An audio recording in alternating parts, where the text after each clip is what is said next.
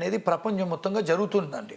ఎందుకు చేస్తారు central government, state గవర్నమెంట్లు ఎందుకు చేస్తారంటే టెర్రరిజం కంట్రోల్ చేయడానికి కొన్నిసార్లు స్పైస్ వస్తారు. అంటే విదేశాల నుంచి వాళ్ళను ట్యాప్ చేయడానికి ఏదన్నా మన నేషనల్ సీక్రెట్స్ ఏమన్నా వేరే కంట్రీస్కి ఇస్తున్నారా, నేషనల్ సెక్యూరిటీ కోసం ట్యాప్ చేయొచ్చు.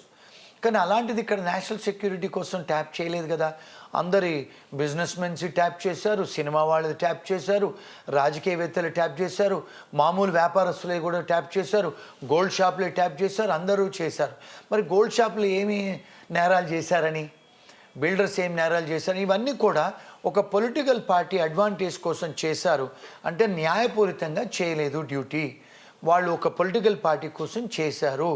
అలాంటి ఎప్పుడైతే బయట దేశాలకు వెళ్తారో అక్కడికి వెళ్ళి మేము వెనక్కి వెళ్తే మాకు రేపు వాళ్ళు పోలీసు వాళ్ళు పట్టుకొని మమ్మల్ని జైల్లో వేస్తారు, లేకపోతే మేము పర్సిక్యూట్ అవుతాము 10-20 ఏళ్ళు, మాకు ఇక్కడ శరణాగతి ఇవ్వండి అంటే ఆ దేశాలు ఇవ్వరు. దీన్ని క్రెడిబుల్ ఫియర్ ఇంటర్వ్యూ అంటారు.